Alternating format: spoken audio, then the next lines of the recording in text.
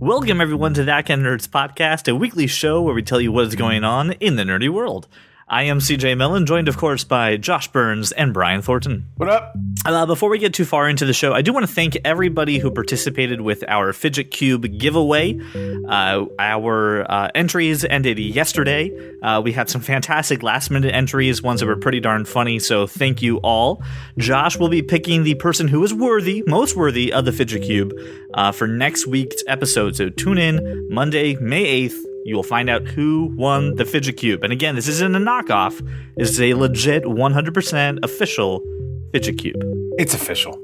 With clickies and everything. Yep, that nothing says awesome to an audio listener like a clicky sound. I also want to mention everybody, if you did not get the opportunity to win the Fidget Cube but still want to show off your nerdy side, you can always go to shop.thatkindofnerd.com and get yourself a t-shirt or a button. All the proceeds go to helping the show, so we thank you in advance for anyone who's willing to purchase that. Brian Thornton, being the most accomplished young man that I know, has again put together a collection of the movies that are coming out this May. It is time for the Blockbuster. Brian, who's really good at Googling, apparently, and CJ cannot, because that's all Brian ever does. Brian has masterfully and in an accomplished way Googled movies. Let's be clear. It used to be, hey, Brian took some time out of his day, right? He got all the trailers together. He put them in a post. He embedded the trailers in the post. The man made sure to get the official trailer, not the one that was like a repost from a fan. Like, he made sure he got the actual trailer. And then it was, listen, I put together the list. I have some of the trailers. I don't have all of them. I'm only going to do the ones that really matter. And then it became, hey, I put a trailer up. I know it's a couple weeks late. I'm sorry. I stopped forming complete sentences. And now it's become, listen, I did this like 3 minutes before I came on here. I hope this is everything. I'm sure we're missing something. My time has become shorter right now. I'm so sorry. It's because I've become so accomplished in other areas of my life. And you forgot Sully the 1 month? So, like, we were talking about movies, and you forgot Sully. And totally cool to forget Sully. Not according to Laura Burns. And that was, like, back in that December. Opinion matters. Way to bring that up. God. All right. So, May starts summer movie season, and the only thing that is of note and that we all should care about coming out May 3rd is Guardians of the Galaxy. Woo! I know for a fact that Josh Burns will be seeing this movie opening weekend. It's an opening night extravaganza for me and for Brian and for the Burns children and the Burns wife. It's gonna be. I'm gonna wear a Star-Lord jacket. It's gonna be. Yeah, awesome. So we're all gonna go see Guardians. Guardians looks amazing. Yay! I am Groot. There was a meme actually I saw that said, Vin Diesel has made more money saying "I am Groot" than I will in my entire life. Vin Diesel has made more money wearing low-neck t-shirts and driving cars than I will in my entire life. So yeah. I wear construction boots, dark jeans, and a beater. That's my job. All right. So moving on to May 12th is the Guy Ritchie film King Arthur, Legend of the Sword. Yes, please. Now, hold on. For May 12th, for you peasants, but I got to see the movie already, actually. Yeah. Whose leg did you have to hump to do that? I cannot disclose who I had to trade. Wait, you've seen it? I've seen this movie. I saw it on Thursday. And? It was amazing. All right. Was it super Guy Ritchie? There was. Okay, so Jenny's not very familiar with Guy Ritchie besides the Sherlock Holmes movies, right? But there are some super Guy Ritchie elements to this film. I will say, however, I think this is a setup to a franchise, and bring it on. I want them all. Right. That's why it had a title. That's why it's called King Arthur. Legend of the Soul. It's why there was a colon. Yeah, there's a colon, which means franchise. But it was great. They added some things to the mythology, but it was all done in a way that made sense and a way that you can appreciate. They left some things out purposefully just to drive it. It was absolutely phenomenal. I do have one gripe about the movie theater experience. Stop bringing babies to movies that are clearly meant for adults. That's all I have to say. Just put the baby in the jungle gym. It was a free screening of the movie. Like, you had enough money to go get a babysitter because you weren't paying for the movie tickets. Like, anyway, it was great. I can't seriously. Everyone was fantastic in it. Jude Law did a great That's job. what I was going to ask. What do we think about Jude Law? Jude Law did a good job the whole time. The whole time Jenny was watching the movie, she was like, "He's gonna be Dumbledore. I still don't know how I feel about this." Like, she just sees him now, and she has to like evaluate everything he does. But the film was phenomenal. I also saw someone else there at the movie, Tiffany. I talked to her, and she said that she absolutely loved the movie. It's typically not her genre, but the story was excellent, and the cinematography was amazing. So, pretty darn good. So, May 12th, go see King Arthur: Legend of the Sword. It was fantastic. Okay, moving on to something you probably shouldn't see on May 12th. But it's still on here because apparently people like Amy Schumer for some reason. I don't know why either. I don't even know. I'm not going to lie. I have no idea what this movie is about. I refuse to watch the trailer. It's called Snatched. It's starring Amy Schumer and Goldie Hawn. She's probably going to make some jokes about her vagina and we'll move on. It's so bad. Like, this trailer you looks watched the trailer? bad. I can't bring myself. I didn't watch the trailer. I was in a movie theater one time and saw this trailer. I haven't seen it. It's awful. She shouldn't be available for public consumption. Amy Schumer? Yeah. I was going to say, don't talk ill on Goldie Hawn. No, she's a national treasure. Yeah, but not in this movie. Goldie Hawn needs a paycheck. That's what this movie's about. Maybe. Moving on, May 19th. Something that I'm actually excited for. I know someone else by the name of Paulo Castillo is excited for. Alien Covenant comes out on May 19th. Trying so hard to distance themselves from Prometheus. But it's technically a sequel. I don't know. I know, but like they're not pitching right. this as Prometheus sequel. It's Alien prequel. Like, they're doing everything in their power to distance themselves from Prometheus. Well, so was Prometheus. That shit was creepy. Prometheus wasn't as bad as you're making it out to be. No, I agree. I didn't think Prometheus was a pile I'm not saying it was of bad. garbage. I thought it was creepy as hell. Yeah, but they're trying to get a different audience to go see this movie. I'm not going to see it. Why? Alien? I have no Andy interest. McBride? I have. Ridley Scott? I'll watch Alien. I don't want to. Yes, all great things, right? I don't care about this. I'm going to just go watch Alien. Okay. I'm not going to see Alien Covenant. Fine. All right. No, sure. Fine. We're not going to argue with you, MK Ultra. Not gonna happen. Not gonna happen.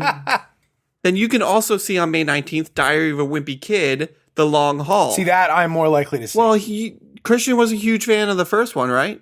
Christian read all the books. Yeah. I mean, This is the trailer that people should get fired for making. This is a shitty trailer. It goes on for way too long. And it's just chock full of crap. chock full of crap. It's so bad. The trailer is bad. I mean, the movie's probably going to be bad too. But no, but it's everything that's wrong with the trailer. Like, you just put, this is also a nondescript trailer, right? You can put in clips from 9 other movies into this exact formula and still get the same result. This is a terrible trailer. What did you think, and this isn't in the Blockbuster, obviously, but what did you think of the trailer for Middle School, The Worst Days of My Life or whatever? Those were okay. Did you see the movie? No. Okay, so the trailer did not accurately describe, like, didn't give you a real insight into the movie. What the movie's going to be. The movie was really good, but I feel the same way about Diary of a Wimpy Kid. Like, I just don't think you can really do justice to the movie in a trailer because there's twists and turns. And I mean, I'm trying not to pass judgment on the actual movie itself, but the trailer is just... No, you didn't pass judgment. You just shit directly on it. It's almost like DC made this trailer. Too far. I'm sorry, too soon? Okay, well, on a weird day, which I believe is a Thursday... Wait, what did everyone else think about the trailer? I'm sorry, I'm sitting on it. It was a Wednesday. If you want to answer your question, CJ, I put it on there for Josh. Essentially, that's why it's in the list. Yeah, but what did you think of the trailer? It's a typical kids movies trailer. I mean, every kids movie. Brian's like par for the course. I don't see what you have a problem with this trailer for. Every kids movie is like that. It's like, let's take all the weird, funniest crap. Let's throw it all together. It doesn't need to make sense because we're gearing this towards kids. For me, it's the same. It's the road trip movie trailer. It's the same thing. Just drop in your movie's footage. It's like there's one guy who's like, I got the template saved, guys. Do you have the scene where everyone has their heads out the window, please? Thank you. Put that in right here. It's not meant for you, CJ. It's meant for kids and It's marketing to kids not saying this who for are me. old enough to speak and say, "Daddy, I want to see that." Daddy doesn't give a crap, but he's going to take his kid to see it. It did its job. Exactly. I'll sit there and hang out on my phone. Anyway, coming out on a weird day, which is actually on a Thursday, which is odd for a movie, is Baywatch with Zac Efron and Dwayne Johnson and Alexandra Daddario, among others. This looks great. I'm really excited to see it. I actually might see this in the theaters. Oh, I'm 100%. I think Zac Efron is hilarious. As long as it doesn't dirty grandpa me, we'll be happy. And listen, Brian, the reason that they're doing this on a Thursday is because Thursdays count towards the weekend box office. And rounding out the month of May, on Friday, May 26th, is Pirates of the Caribbean, Dead Men Tell No Tales. Obviously, starring everybody you know from the Pirates movies. You guys are so lackluster about this movie, aren't you? Yeah, I'm going to see it. Pirates of the Caribbean, resurrection of the franchise. I love the franchise. I love it. It's funny. It's always entertaining. Johnny Depp is always good. They've officially announced like Orlando Bloom and everyone back. So, I mean, yes, I'm more bought into this movie. I don't honestly know if I'll see it in theaters or someone's going to have to come to me and be like, hype. All right, I'll finally. Yeah, there's going to have to be like, I know this is the May blockbuster, but I have to ask the following week, first week of June, what comes out? Does anything come out? When is the, Wonder Woman, right? So it's not likely that I see Pirates because if it's like, I'm not going to go opening weekend. And if the next week or even maybe 2 weeks later, there's one or multiple comic book movies. I'm just thinking for Pirates, right? It's the same week. It's the day after Baywatch, so I'll probably go see Baywatch before I see Pirates. So there's your movies for May. Honestly, a little light than normal, but you have Guardians, you have Pirates, you have some pretty. Well, really, like I know May kicks it off, but you've got Guardians, and then June is when we really start to see the blockbusters roll in. Yeah, and let's be fair with Guardians and Pirates bookending this month. It's a pretty big month. The in-betweens have to be compelling stories in order to go there. And I think like there's a good chance the Guardians outsells Pirates on Memorial Weekend. Yeah, absolutely. I think so too. Well, but that's Pirates opening weekend. I wouldn't be surprised if that happens. So, Brian, that's obviously the blockbuster for the month of May. However, you gave me a fantastic beacon of hope of another show that's going to be airing on Amazon. The Tick finally got its release day. When is The Tick coming to Amazon? And can I has now? Well, no, you have to wait till August 25th. So that's not now. No. It's like 4 months from now. I want now. You'll be okay. It's all right. I think they're only doing a 10-episode season, if I read correctly, premiering. Well, Amazon Video, drops it all at once, so it'll drop on August 25th, and should be good. Did you see the pilot? I have not, but I watched the trailer for the pilot. Josh, did you see the pilot? Yeah, the pilot. No, I saw the trailer. I was not interested because it seemed like they took a far less humorous and sort of direct and much more dark approach. They did, but they didn't at the same time. So, all right. So I watched the pilot. What? So I know what I'm talking about. Gonna watch some knowledge. Sure. Right? Mm-hmm. So okay, yep.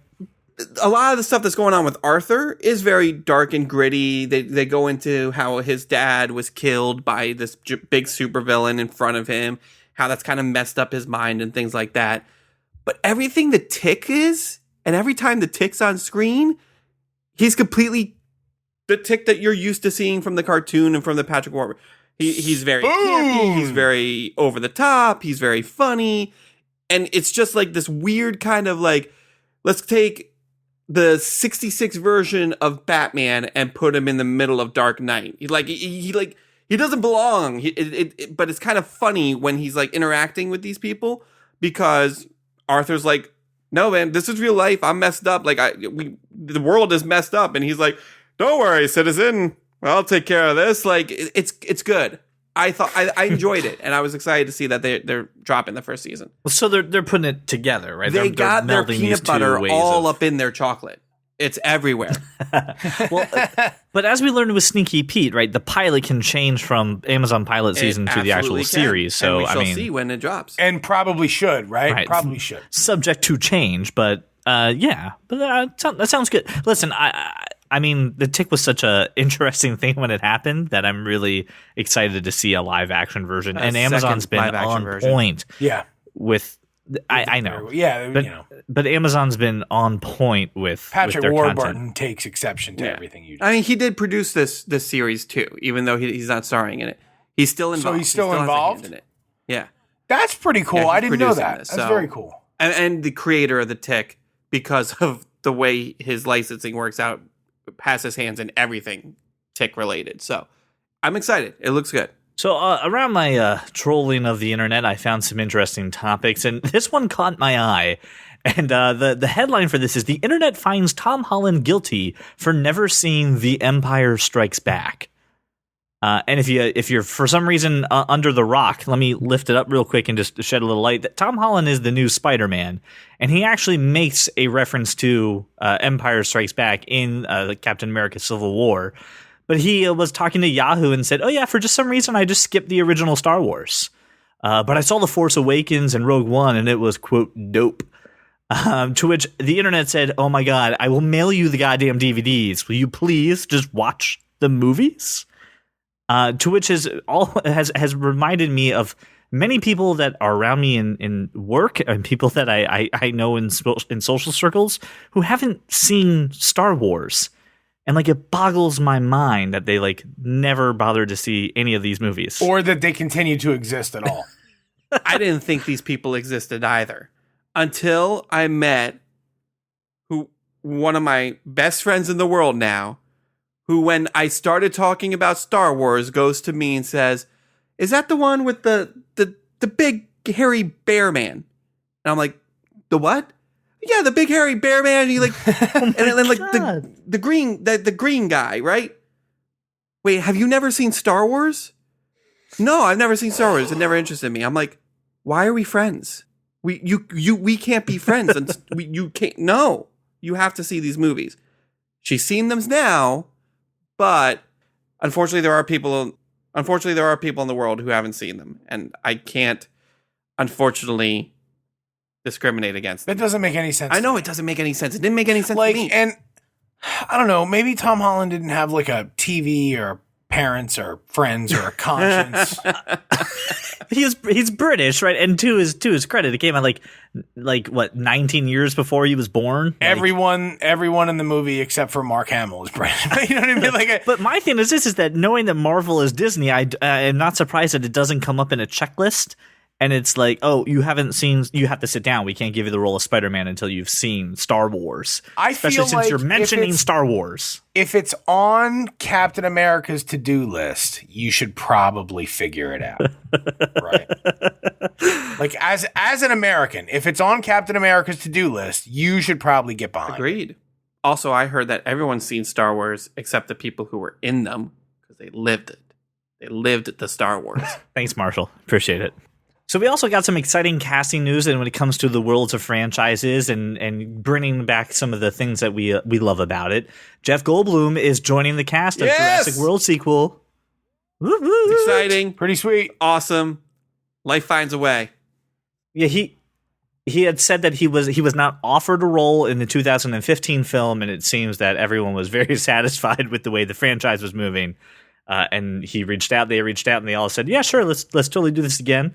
I am really excited. Who doesn't like his character? That's what I'm saying. Great. And the meme of him, I just want another moment where he's got the like open shirt, a buttoned up shirt open up. It's all I want. It's all I want again. Now I don't know if he can pull that off. Still sexy. Nah, having Ian Malcolm, I believe is his name, right, in the series, back, that would be awesome. I think that would be interesting, just because. Think about the character. The character went through this twice, has been very adamant about you cannot do this. Then they go ahead and do it and make a giant park out of it. I mean, his first line better be, I told you so. Fucking told you so. Like, why? Why is this like, even I warned happening? you this like 15 years ago, and you went and did it anyway.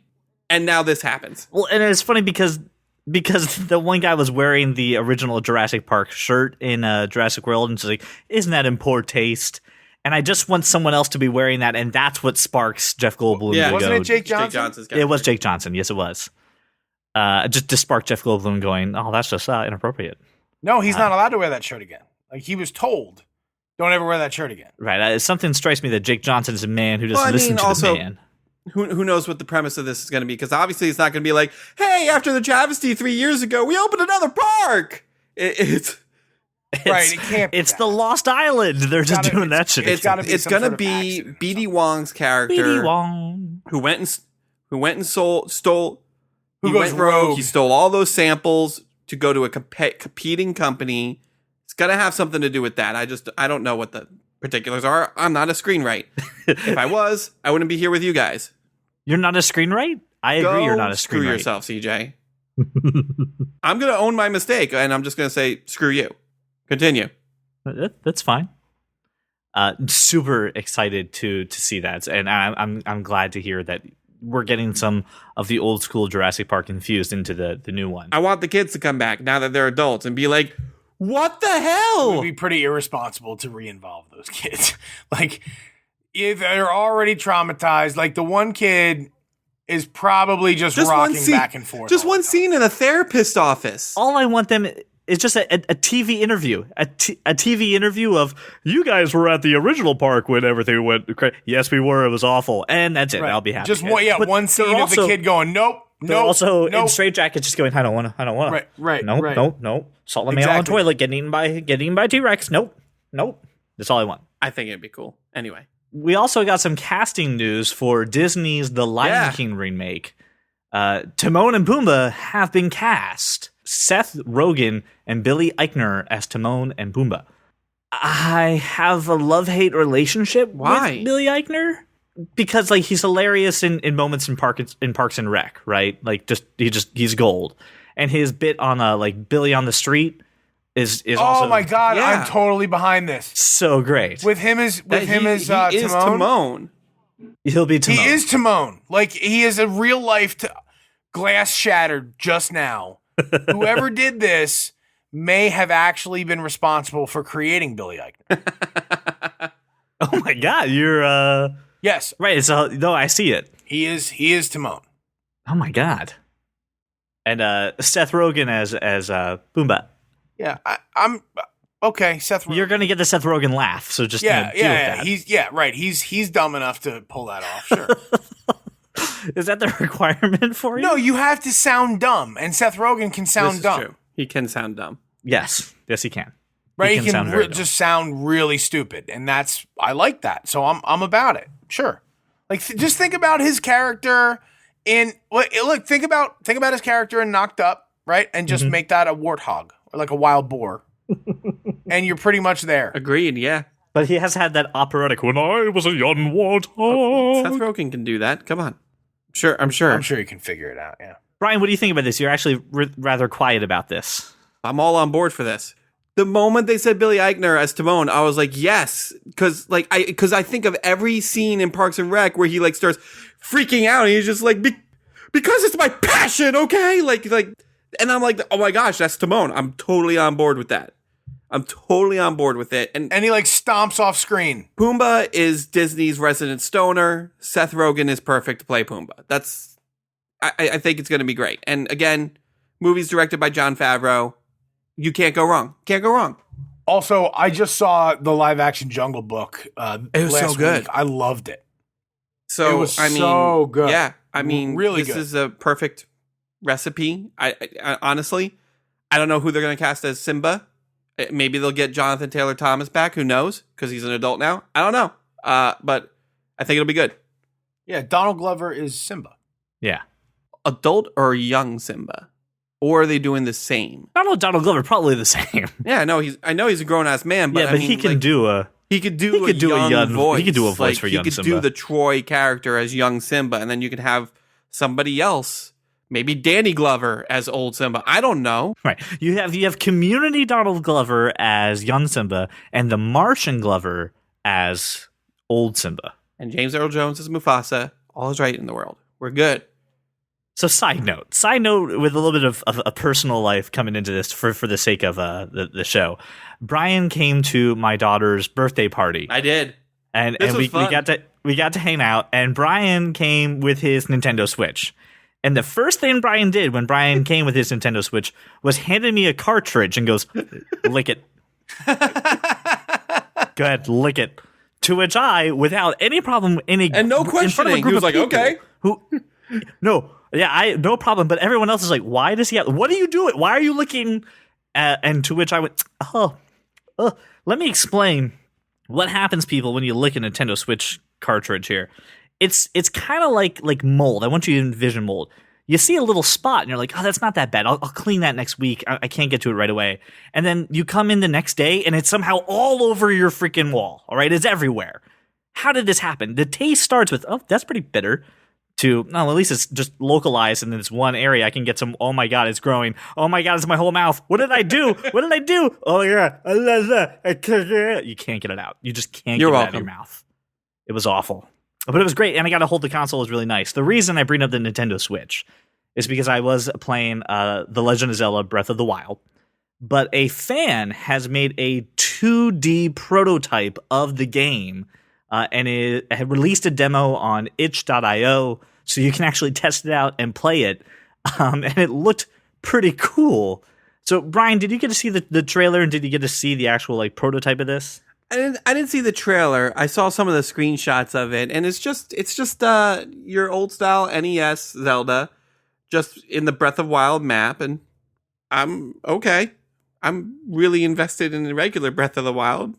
For those of you, though, who can't get a Nintendo Switch, right? You can get it on Wii U too, people. Yeah, but who has a Wii U? I do, but it's collecting dust because I have a Nintendo Switch now. But you can actually go ahead and kind of play with it until Nintendo, of course, will inevitably go, "What the hell? This is our intellectual property. Get the hell out of here." And they take it all down. There will be a link in the show notes. But if you've just been dying to play Breath of the Wild but don't have a Nintendo Switch, it's just fun to look at this, have a little nostalgia throwback, but also kind of get some of the modern story and what's going on with it. A side note to the personal side note. As you mentioned, I was at your daughter's birthday party, and I got to meet CJ's parents for the very first time. I know what you're thinking. You and CJ are practically inseparable. How have you not met his parents yet? I don't know. But I met his parents for the first time. His mom's first words to me after CJ introduces me as, "Oh, hey, this is my friend Brian. He does the podcast with me." He goes, "Oh." She's like, "You give CJ a lot of shit, don't you?" And I'm like, preparing for the "don't be mean to my son" speech. And I go, "Is that okay?" And she goes, "I love it." And I was like, even CJ's parents think he's a douche. Awesome. I love you, CJ, but I thought that was funny. So, Josh, I had sent you a link, and I would love for you to if you would, just give it a quick look-see. Just give it a quick open. What the fuck? So there is a project, right? And it's called Open Lara, where it is a web-based PS1 edition of Tomb Raider. And you can use a PlayStation controller or an Xbox controller if you plug it into your computer to control this web-based Tomb Raider. And the reason you don't hear any talking right now is because I have dollars to donuts that Josh Burns is playing it as we speak. Playing it as we speak. Brian, doesn't really work on a mobile device. I fucking made it work on a mobile device. I just shot a dog. I'm running into a wall right now, but I own these. I own every Tomb Raider on my PlayStation, though. So yeah, I'm thinking you have your laptop with you, right? You maybe you're stuck in an airport. You're tired of your mobile games. You've listened to all the episodes of That Kind of Nerd, so you're current on that, and just want something to do. Perfect way to go ahead and using your keyboard play Tomb Raider. Pretty awesome. All right, that's actually pretty cool. I'm on board. The graphics are great, actually. Well, the graphics are exactly the same as the PlayStation. I get it, but like for most of the shit that you play online, where it's just like a link and whatever, it's usually pretty crappy. Like this is actually very smooth. Now you just want to grab my Tomb Raiders. So it's a lot of fun. So I'm actually really surprised just how fluid this is. And here's the reason why it's called open, Laura, is because it's completely open sourced. So the code is on GitHub, and there's also some things on Facebook for it. So this is something that you could put into a website or put into a tool. It's pretty darn interesting that we're doing this. This thing's crazy, dude. So Josh, I mean, if you're stuck at the airport a lot, is this something maybe you would throw up just to see if you could get into it? No, I don't think at the airport, but it is something that absolutely at home, if I'm super bored, I would crack open because it's pretty awesome. And as a friendly reminder to people, if you go to thatkindernerd.com and you do the Contra code on our site, you can actually play Asteroids on our website. So if you need to just kill some time and feel like coming over to That Kind of Nerd, at least you can shoot everything and blow it up. Ladies and gentlemen, it is time for everybody's favorite segment. It's time for Cape Talk. Cape Talk. So we had some of you listeners send in some questions around Cape Talk, so I want to obviously direct them to Brian. Our first one is from our superfan, Ellen. She says, in the last Wolverine movie, he helps a bunch of mutant kids get to a safe place just over the border in Canada. I wanted to know if these kids would appear again in any comics, or if they don't, perhaps the story could become a Netflix original series. Since it's kids, they won't have to be too dark and gritty like Iron Fist or Luke Cage, and it could be lighter, more like Supergirl or The Flash to appeal to a younger crowd. I feel Netflix writers could really create a lot with it, and it doesn't seem too hard to get Marvel's consent. So, Brian, what are your thoughts about this? Can you answer some of Ellen's questions? Ellen, I love how you dream. Because when it comes to Fox, they do not give a shit about what Marvel wants or wants to do or has any bearing on what they do. And to answer your question, no, it will never become a Netflix series. It won't become an ABC series. It won't become an anything series. If anything, Fox will screw it up like they've screwed everything else up. I want to know, who are these children that Wolverine corrupted and made them Canadian? This is true. And some of them, like they didn't give them names except for the one kid. His name is I can't remember his real name, but it correlates to a character in the comic books named Richter, who it's the main kid at the end of the series who's kind of leading the tribe of kids. In the comic book, he's not a kid. He's very much an adult, and he can create, shockwaves and, kind of earthquake-like phenomenon and things like that. So to answer your question, yes, they've shown up in comic books. No, you'll never see them in anything ever again because Fox. Fox actually, as soon as they got into Canada, Fox murdered them. That's the untold story. All right, our second question comes from Josh Walker. He says, hey, how about for everyone's favorite segment, Proof, that it is everyone's favorite segment. Proof is Josh's favorite You guys segment. talk about your all-time favorite comic books, either from DC or from Marvel, and why we should read them, and what your favorite stories were. Since this is going to be ridiculous for Brian, I'm going to give him at least 30 seconds and say that everyone should read immediately, if not sooner, the Todd McFarlane Spider-Man series right now. It is my all-time favorite. And then you should flip to DC and you should read the Nightfall story arc. Not necessarily in that order. I love both, but I especially like the Bane origin story in the Nightfall story arc. But the Todd McFarlane Spider-Man series is my all-time favorite from Brian. Now, you can wow us all with your ridiculous knowledge, but what I would love is a succinct and definitive favorite from both. That's very hard because it's like choosing one of my children. I don't have children I know yet, it is, but if I had to choose between one of them, I'm sure it would be difficult. You want me to give you one from each? How about a story? Well, it says from each, doesn't it? From DC and Marvel. Favorite comic books for DC and Marvel.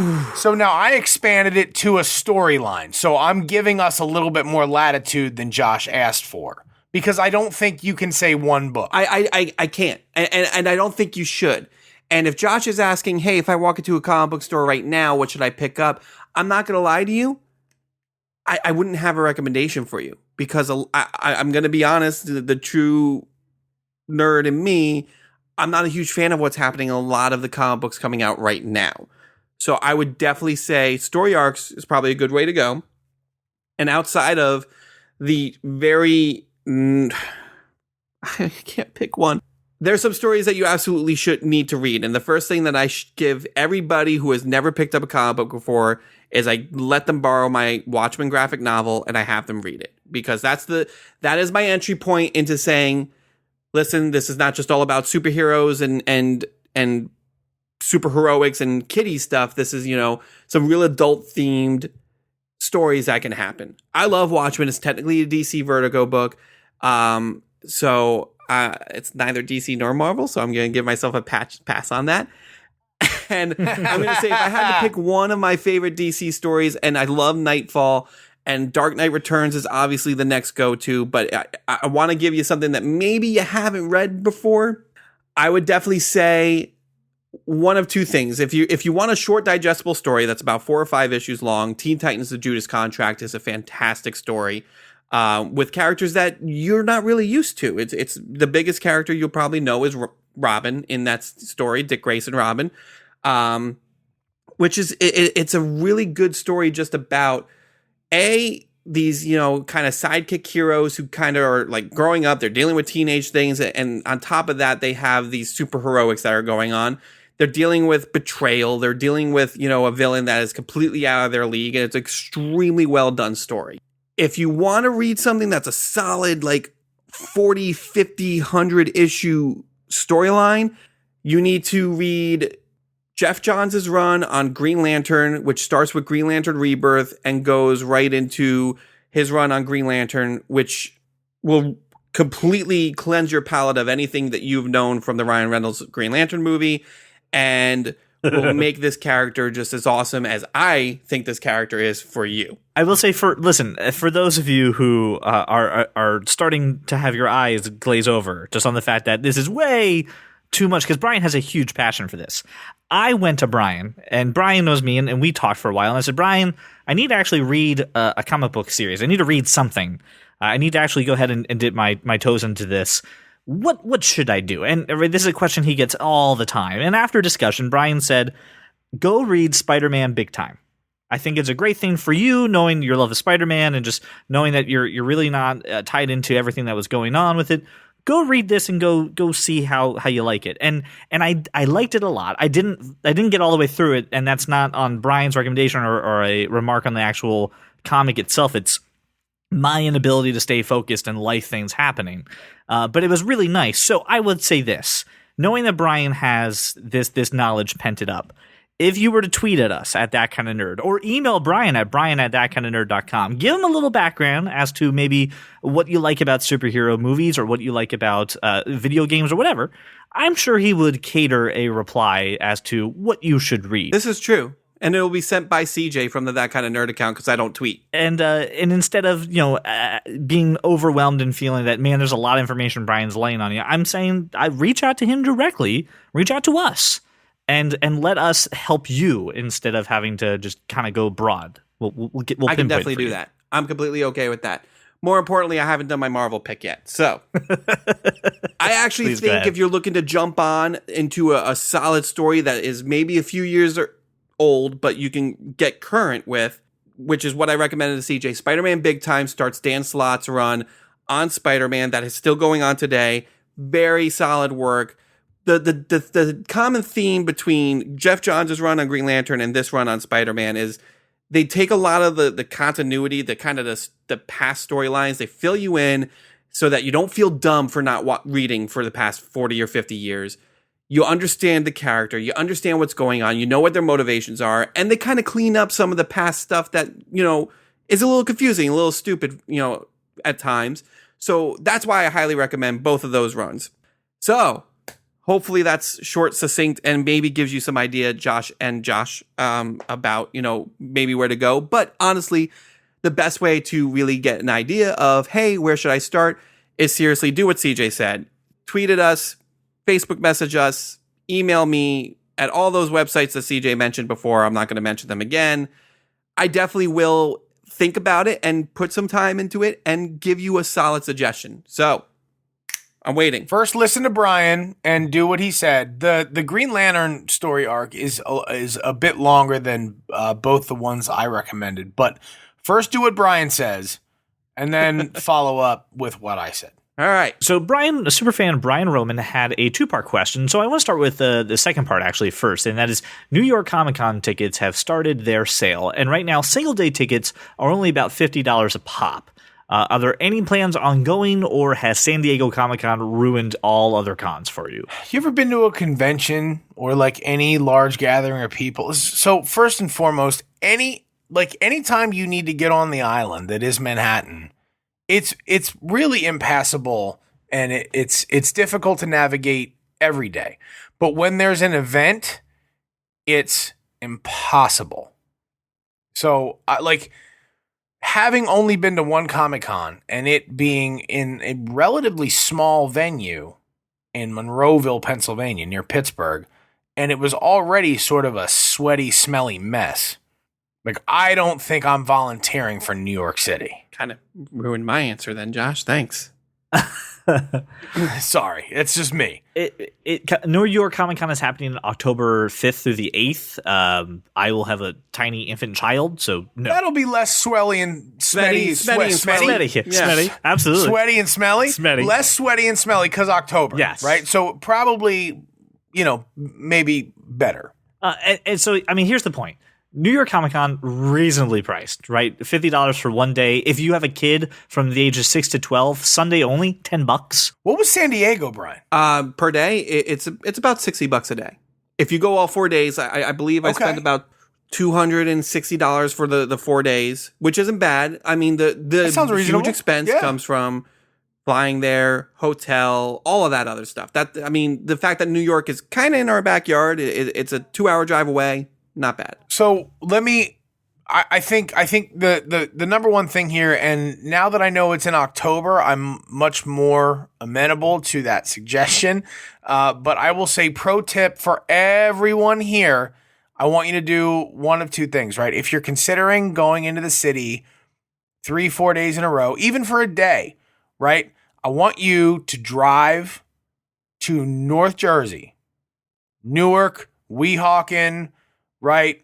One of the Hoboken. I want you to take either a train or the ferry into the city and just walk your ass or Uber to the convention. Save yourself, please, the hassle and expense of driving or trying to stay in the city.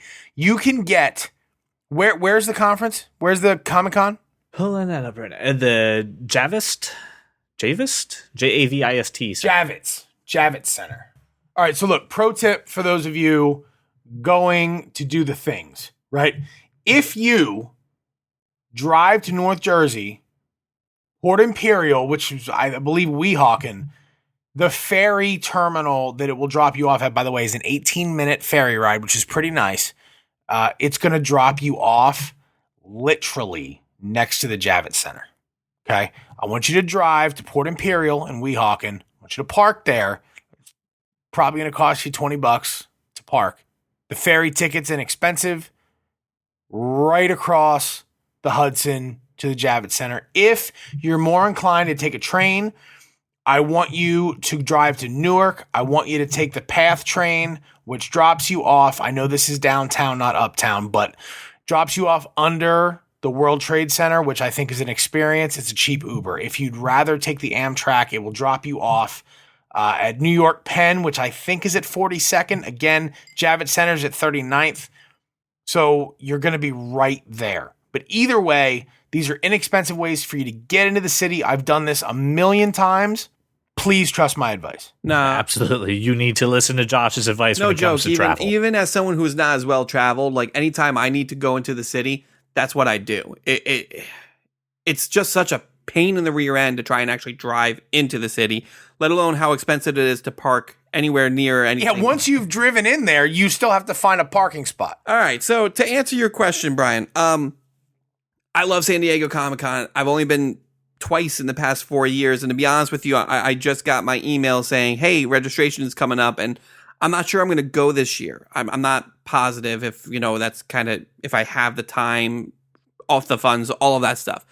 New York Comic-Con has quickly grown to be the second largest Comic-Con right next to San Diego. I have never been to the New York Comic-Con. I think every con has something special and different that it brings to the table, and I'd love to experience it at least once. So I definitely am considering, I mean, we should absolutely go this year. I'm all for it. It'll be next year for me. Yeah, you're going to have an infant. That's what you get for procreating.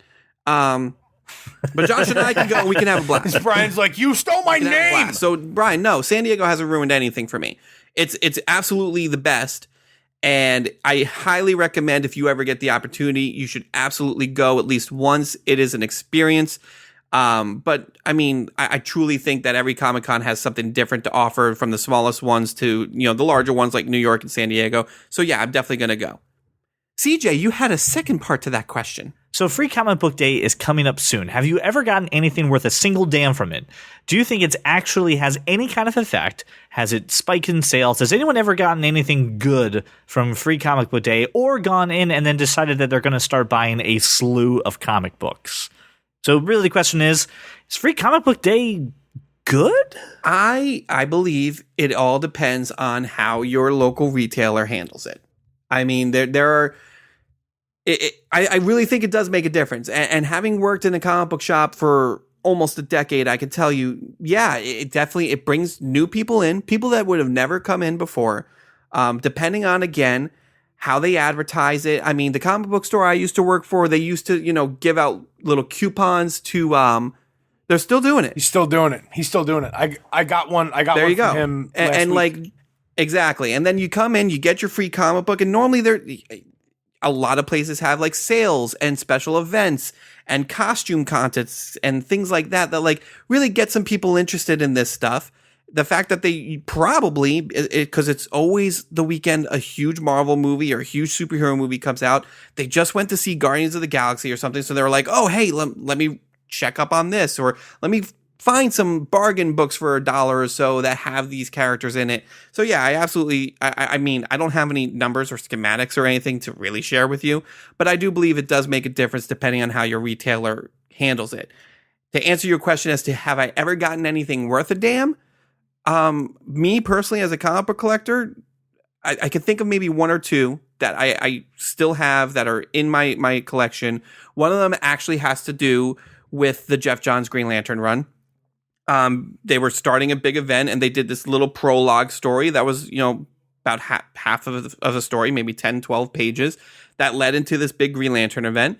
So that was definitely worth it. It added to the overall experience and everything. So normally every year they'll do maybe one or two of those. Those are usually the ones that disappear first. And then you'll have like your random like Care Bears Free Comic Book Day and things like that. That like honestly that the kids will pick up and be interested in, and things like that. So the answer to both those questions are yes, and it depends on the retailer. So here's the question I have. We just talked about, hey, what are your favorite story runs of Marvel and DC, and how do I get into comics, right? We said, hey, we're totally open to tailor making suggestions, like a fine for suit. You. And with Free Comic Book Day coming on, it's a great gateway to if this is something that you want to get into. To start using, right? Start using some of these resources, start using these days. Yeah, I'm not comfortable with you saying gateway and then using. Regarding comic books, sure. I think what Brian mentioned is a fantastic primer or introduction, and you can get more and more serious based on your, what you want your level of involvement to be. I think comic books can be fun for everyone, especially when you get into graphic novels and things like that. It's a way to tie together whole storylines without buying a bunch of different books, right? And I think that's pretty cool. So, but everyone should try it. So I actually just pulled up this year's Free Comic Book Day list. And when is Free Comic Book Book Day? It's going to be May 5th, the Saturday, the first weekend in May. This Saturday. Yes, this Saturday. So here, I'm just looking at the list here, and I'm already going to tell you right now, there's a couple DC one-shots or Free Comic Book Days that they put top secret on. I don't know what that's about, but I'm sure that's going to be a huge draw.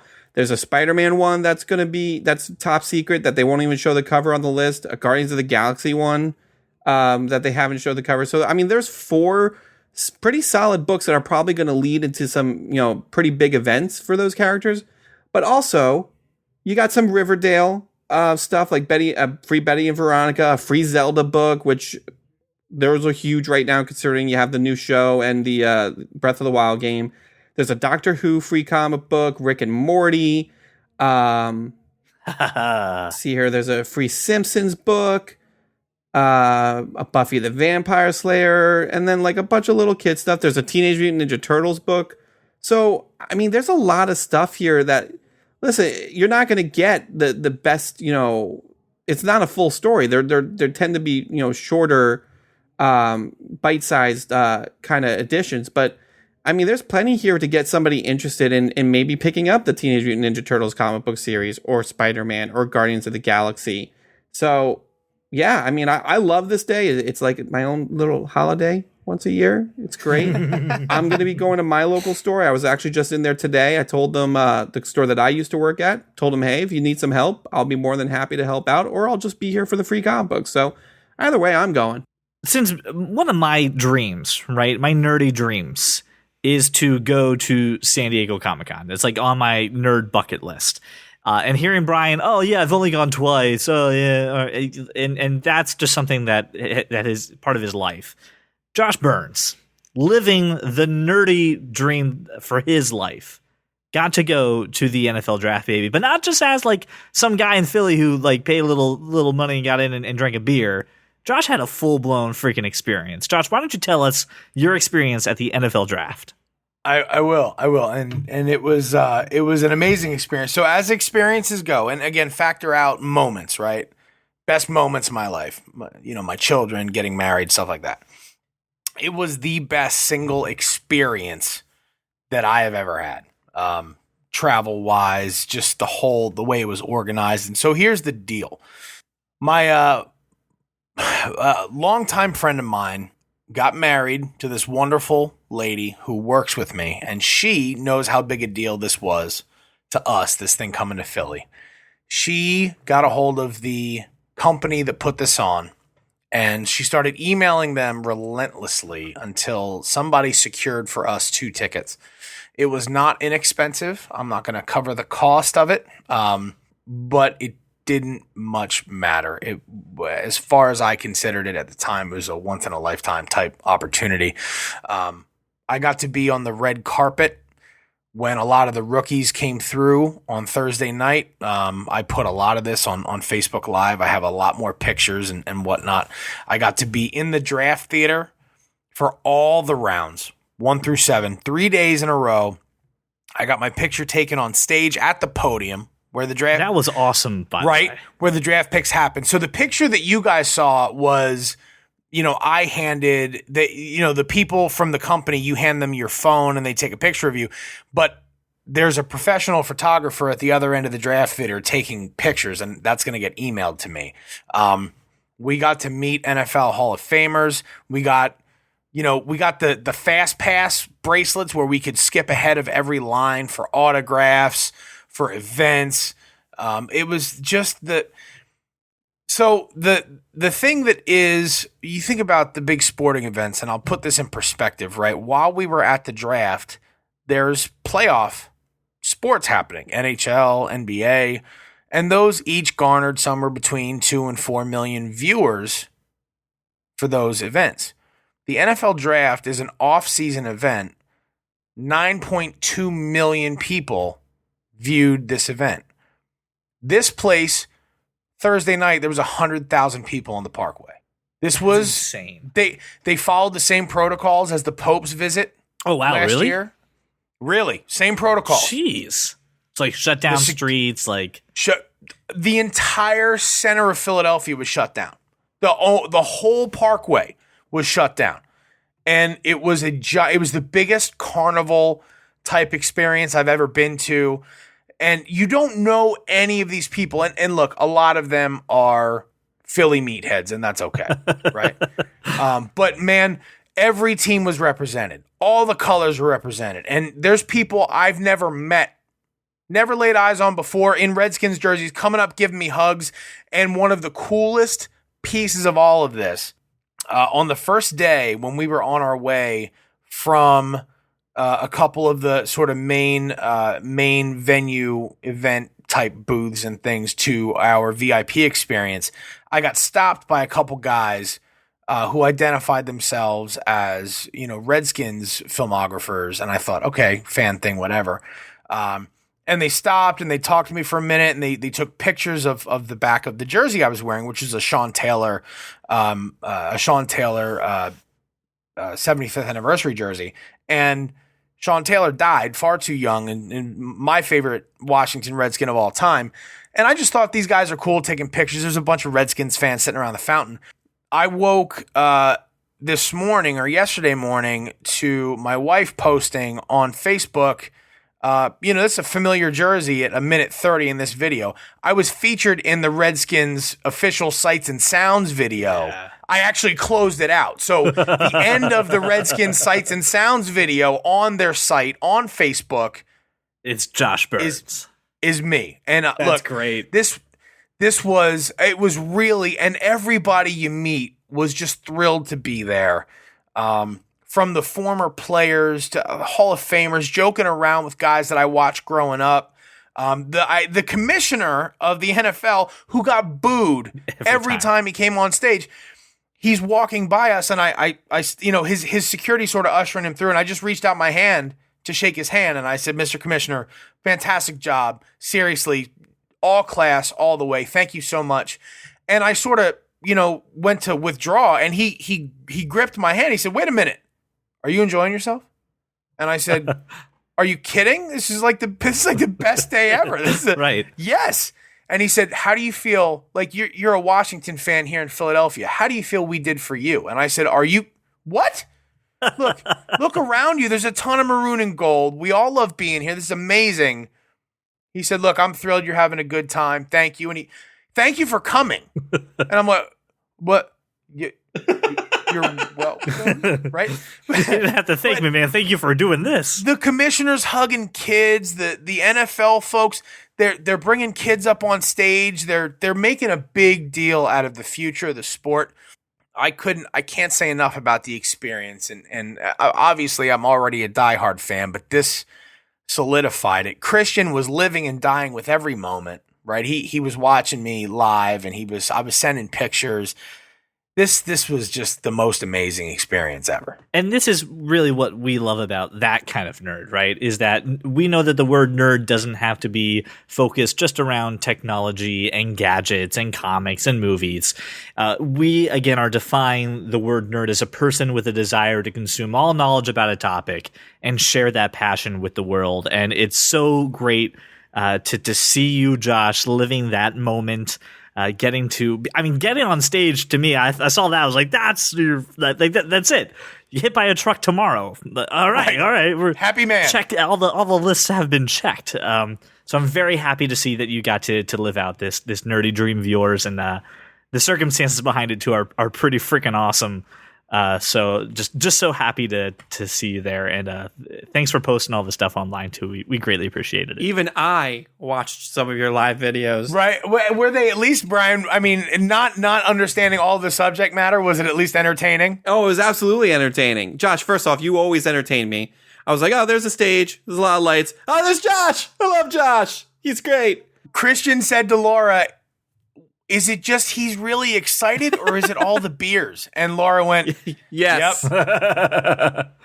So again, we want to hear your passion, right? What are you interested of? Apparently this week, it is comic books, all right? You asked for it, you got it. This is your comic book heavy episode. And before we wrap the show, we do have a new 5-star review on iTunes that I wanted to read. The title is Awesome Show. This podcast had me hooked from the very beginning. It's entertaining on so many levels, and the hosts are hysterical together. I love the bantering that goes on between the three of them, and looking forward to hearing new shows every Monday. My favorite feature is Cape Talk. If you're a nerd of any kind, this show is for you.